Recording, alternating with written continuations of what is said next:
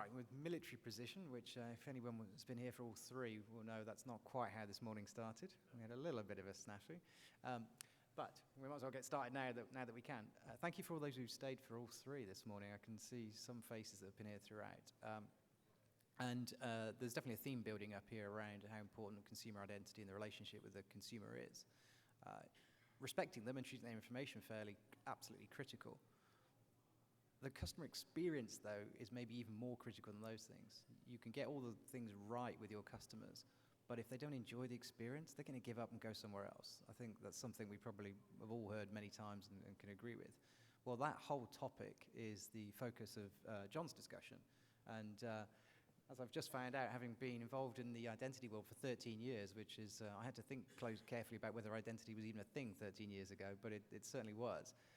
But having been around the industry for that long, John certainly knows a thing or two about customer experience and identity and the management of that whole process. And without further ado, over to John. Yeah, thank you. Good morning, everyone. I'm John Dancu. I'm the CEO of IDology. And the one thing that's certain about identity is the issues are shifting every day, and that's kind of what makes it fun and interesting. So in any case, what we're going to talk about today is how do we balance a user experience with security in the mobile-centric world. This is a really rapidly changing environment, what's happened even over the last year or two, so I'm eager to talk about this with you all. So the first thing is let's kind of level set, right? So there's certain things going on in the market that I think are important to basically consider as you think about the user experience relative to mobile. And one is there's a lot of data breaches that have happened in the market. I think everybody's aware of that, and data can also be purchased on the dark web. So when it comes to validating consumers, and these are external consumers relative into your environment, we basically assume that all data is breached. And in essence, the process of what you have to do is you have to confirm certain PII, but at the same point in time, really what you want to figure out is that the person that's submitting the PII, is that the person actually submitting it? The second is that there's been a real shift. I mean, identity has become a very core component of any transaction and consumer not present. The move to EMV has basically shifted a fraud to that environment. The third is that anything that we do, we want to do without friction, right? So if we're going to have a really good consumer experience, what we want to make sure we do is have multiple layers of authentication, but basically they only have no friction or nominal friction in the process. The third is, obviously there's a big move to digital. I think about once a week now, I am in essence getting a malware text sent to my phone. I don't know if you guys are experiencing the same thing. Fraudsters are basically, targeting mobile phones as a means of basically doing account takeovers and other types of fraud. And the other item is that clearly millennials are important here. I think we all know that. They're used to the mobile form factor, and they're going to continue to do that. But as we talk about fraud and the number one thing that you really need to think about is that there are always shifting tactics. We do an annual fraud study at IDology, and that's really the number one thing that we see is that fraudsters are just moving very, very quickly. So you have to walk a fine line relative to the consumer experience and risk. You've got multiple entities in your company focused on this: security, risk, compliance, and marketing. They all get compensated in different ways. They all have different viewpoints relative to it. And you have to kind of pull the group together to basically get a consensus relative to how you're going to basically deal with your consumers.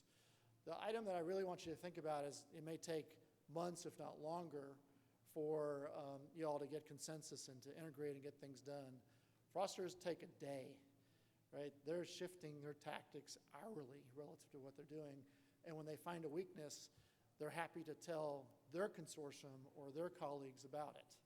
So if you're not on the dark web looking about comments about your company, you need to do that. Don't do it on your own network. Do it kind of outside the network. But fraudsters are very much actively discussing and talking about how to make their user experience better relative to how they're committing fraud. The other thing that I think is important relative to what's going on in the market, and this is from an ATE study that just came out, is that consumers now believe that behind the scenes fraud prevention and security are important when using online security. And I think this has been a bit of a shift, right? For me, with my credit card, I know that if somebody steals my credit card, I just get a new one tomorrow, and the charge goes away. But what's happened in the marketplace with tax fraud and ACH fraud and other levels of fraud, it's really up the level of irritation for consumers. When you get your tax refund stolen, you just don't call the IRS and say, please fix this.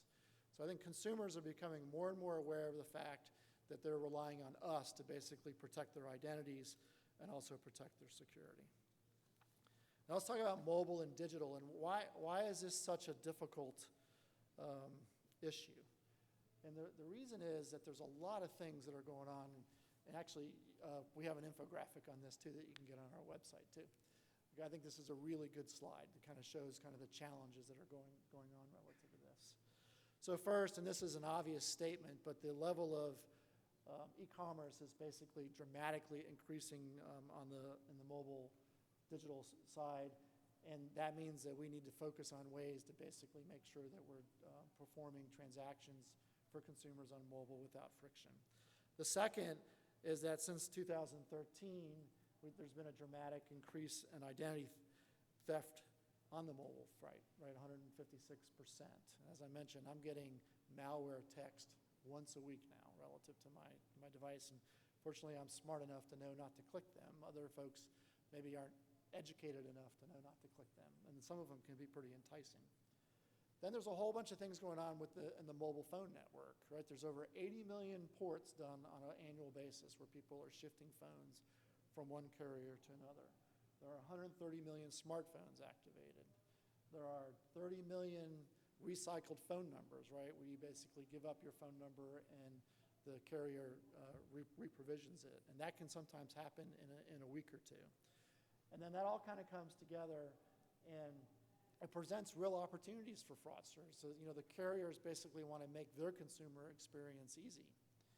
So that means that in some cases it gets easier for the fraudsters to kind of come in and do account takeovers. So there's all these change events that are happening within the network. Over 450 million change events are basically occurring in the mobile environment on an annual basis.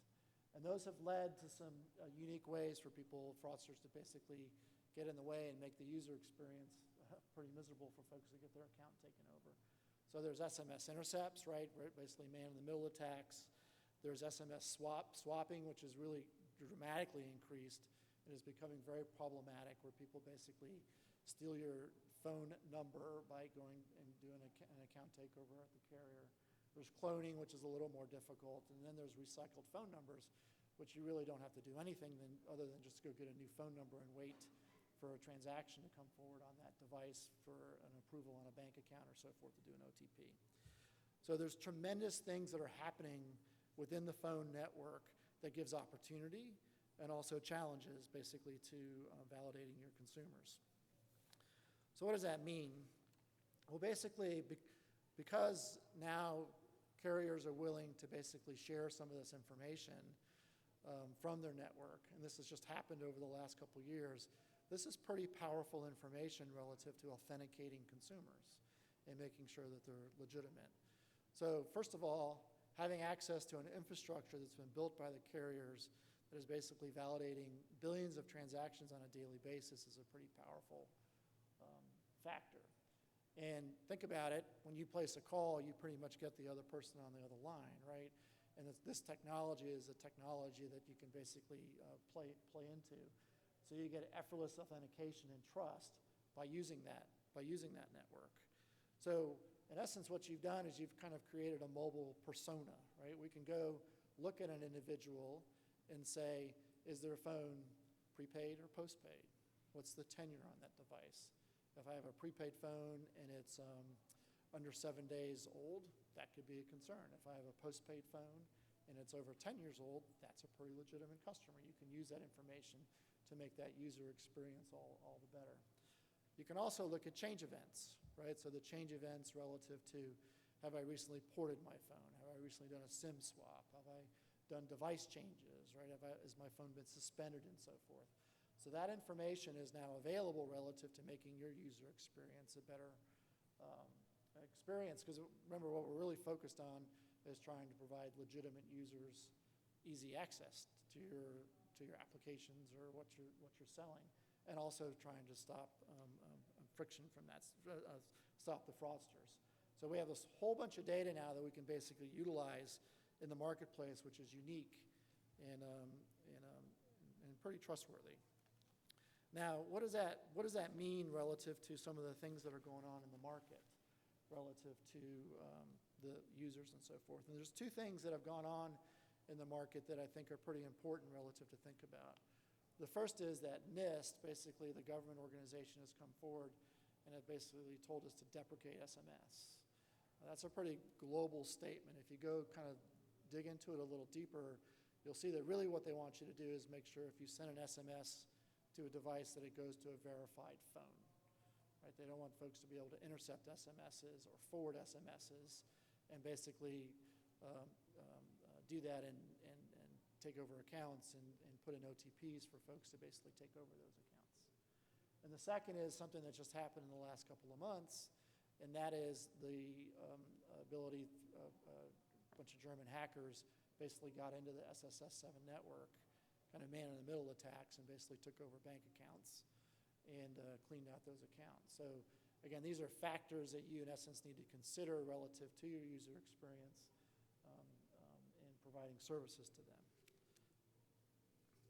So how do you deal with those issues? So the first thing is when you look at OTP today, I think it's a miserable user experience. Now, I like OTP because I use it across everything and everybody should. But from the standpoint of the process when I don't have an app on my phone, right, but I'm using a web browser and I might be opening up an initial account and the enterprise sends to me a one-time passcode, I have to leave that web page. I have to go and go look at my SMS messages, right? I have a 4 or 6-digit code. At my age, it's getting harder to remember those numbers, right? So I typically have to write down those numbers. And then I go back and basically put it in the web browser and to be validated, right? And in many cases, that is not a great consumer experience relative to this. So how can all this access to new carrier data make this experience better? Well, because we have access to basically carrier data, right, you can access to it, we're able to establish mobile aliases, right? And by doing that, what you're able to do is basically create a new persona or a mobile identity for that individual. And so what does that mean? When someone comes to do a transaction on a mobile device, and you're able to create a mobile identity on that device, that when you come back and do a transaction on that device, basically you're able to check that mobile identity, right? It's a second factor authentication under the covers that mobile identity is the same mobile identity that you've seen before. But the neat thing about access to the carrier data is that we're also able to look at change events over time. So if someone changes their device or ports their phone, if you don't have access to carrier information relative to those change events, when they change their phone, basically the ability to validate that device goes away. It basically vanishes, right? So a lot of people are changing their phones once a year and so forth. So by establishing that mobile identity, you're able to establish a second factor authentication, replace OTP, and that authentication can move across change events. Now, the other thing that you're able to do is if you combine that type of information relative to change events that are occurring or events that are occurring within your enterprise. A great example would be, let's say someone comes in and they want to do a very large wire transfer. Well, you can check to make sure that it's still the same mobile alias, but at that point in time, you can also check to make sure that there haven't been change events relative to that phone. So a SIM swap is a great example, right? So someone comes in to try to do an account takeover. Well, the mobile alias moved, right, from the standpoint of the fact that that person made that change event, and you have access to the carrier to see that. But what you want to do is see, is there a significant transaction occurring with that event? And if there are, and you see recent change events, then you're able to basically say, this is a transaction that ought to be potentially stopped, or it ought to be a transaction that we basically do some form of step-up authentication for. So in essence, what you're doing here is you're giving yourself the ability to silently, under the covers, have a better user experience by accessing this type of data that's in the market today. By establishing these mobile aliases and establishing a second factor authentication, you can basically not have to do OTP with your ongoing customers. You can also not ask for a username and password to basically access an app that you have with them for easy information relative to what you're doing, say bank balances. And then if you want to go deeper and do other transactions, you basically ask for a username and password at that standpoint. Now what happens though if I'm on a web browser, I'm on a laptop, and I, in essence, want to basically validate that that person has possession of that phone? So today what happens is that people are sending an OTP to that phone, and we've talked about how that can basically be intercepted or forwarded. So again, with access to the carrier network, what you're able to do is send a secure link to that device. Now, what's different about that? By actually going into the SSS7 network, you actually find the real device that you have with the tenured phone number. And you send a link to that device, and the person clicks on the device. Now, one question you might have is, well, how does that solve the German issue, right, where somebody actually got into the SSS7 network and did the man-in-the-middle attack? Well, in that instance, that link would go to a phone that got forwarded. And when they clicked the link, it wouldn't be the same phone number. So this is a mechanism that you can, in essence, utilize to there's a little bit of friction, right, relative to this, that you can click where you have to click a link. But again, from a standpoint of OTP and interceptions and forwarding, this is a new process in the market that'll give you the ability to do this in a much more seamless and easier way. In essence, making the user process a whole lot easier and simple. So what's kind of all the good news about all this stuff? Well, one is that now the carriers are willing to basically let you access their mobile infrastructure, right, which they've spent billions of dollars building, and they've established trust with that. So it gives a new way of basically developing other identity attributes to help with validating individuals and to make that user experience all that easier and better. And now the good news is, though, through mobile, through APIs that are available, you don't have to go directly to the carriers anymore, right? Because that's dealing with carriers can be a little difficult and take a long period of time. So there's robust APIs that basically give you the ability to access this information. And then I'm also a big believer in consortium data, and as more and more people get involved in this process, that'll build up the consortium data. So to kind of summarize, what's happened in the digital market today gives you the ability to improve the user experience of your customers by leveraging the network that's been built, spent billions of dollars on. You can do it through silent authentication. You can do it with a little less friction. And it also helps address the issues that are out in the marketplace today relative to OTP and the interceptions and account takeovers that are basically happening.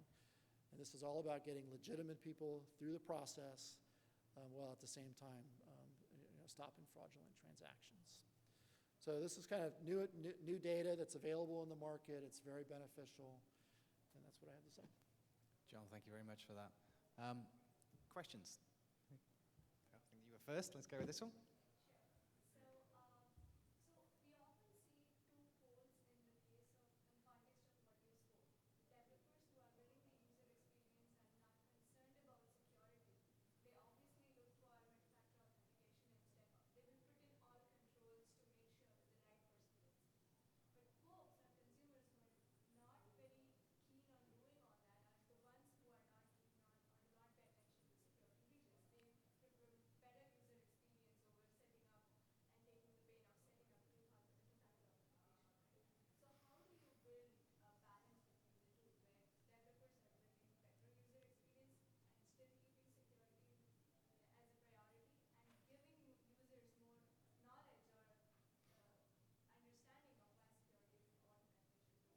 Yeah, it's a good question. I think it's all about layers, right? From a standpoint of this is just one mechanism for validating someone. There's a whole bunch of other things that can also be done. So the ability to look at different types of factors around a transaction, right? We call it, kind of location activity, device-based activity, along with items that are going on with your mobile device. The more you can look at under the covers, the higher confidence you have that that person is who they say they are. Remember, I said at the beginning that there's breach data in the marketplace, so you have to look at a whole bunch of other factors relative to what's happening around that transaction.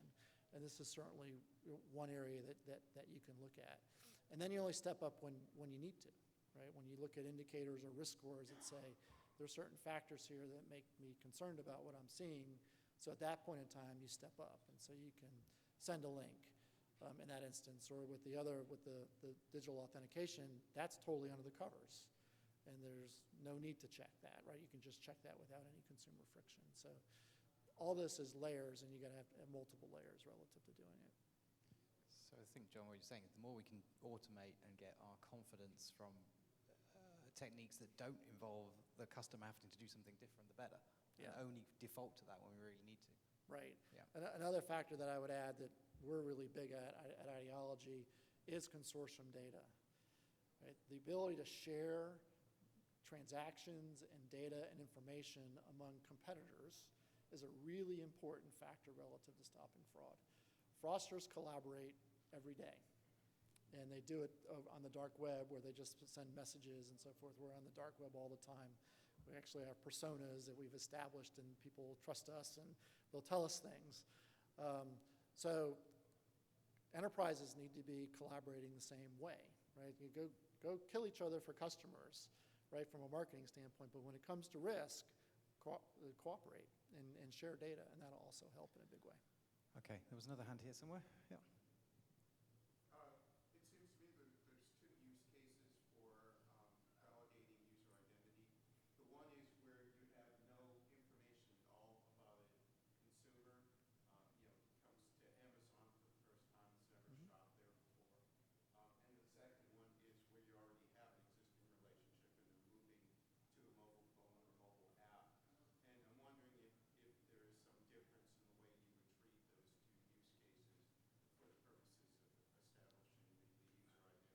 Yeah, absolutely. There's big differences relative to that, right? So when someone starts to come in and open up an account, there are other tools that we have that can be deployed relative to that, right? And that, again, gets back to the layers of what we're doing. And then the step up relates to what's the extent of the transaction and how risky it is, right? You have to evaluate, is it high risk or low risk? Is the flag, is it yellow or red? And in those instances, then you decide what type of technology you want to deploy to get through that. I think we might have time for a couple more. There was one here. Quick question. Sure. One, is there any connection with the GSMA Mobile Connect effort? With the what now? The GSMA Mobile Connect. Okay. Secure one effort that's going on.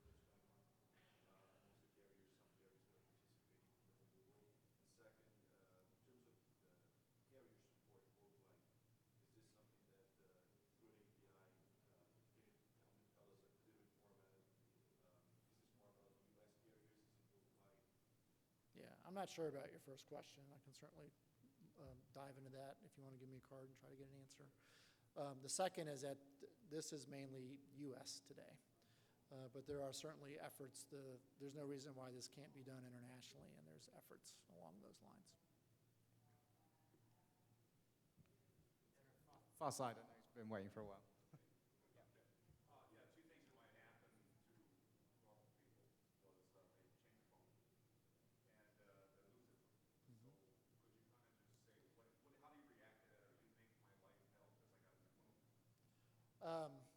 Well, we don't want to do that. We're all about driving revenue and acquisitions, right? So that's not what we want to do. If you lose your phone, you typically report it, and that's something that you have access to. So we'll know whether a phone is lost or stolen. If you change your device, then that's also a change, and you'll also have access to that information also. So when you do, how do you react? I mean, what experience do I have if it doesn't come? Yeah, if a phone is lost or stolen, I mean, that can pretty much be a hard stop from a standpoint of conducting a transaction. If a device is changed, that's a low-level risk. And probably what you want to do at that instance is look and see what else has happened with the transaction, right? If a device has changed and So let's say an address has changed and you're coming from the wrong IP address, and I mean, you just look at a whole bunch of other factors, and then maybe you escalate, but a device change by itself, may not concern you. So as a consumer, I wouldn't even know it, or you send me a link to verify, or? As a consumer, you don't know. You don't know. Yeah, I mean, to get certain parts of this information, you have to have additional verbiage in your terms of service, but there's no active consent relative to this. One last question, I think. Yeah, the gentleman in green down here. So you were advocating for, still over, looks like SMS, but, blank basis of the OTP, and why not promote more app push? Because, the trust there can be far higher. Yeah, I agree, right?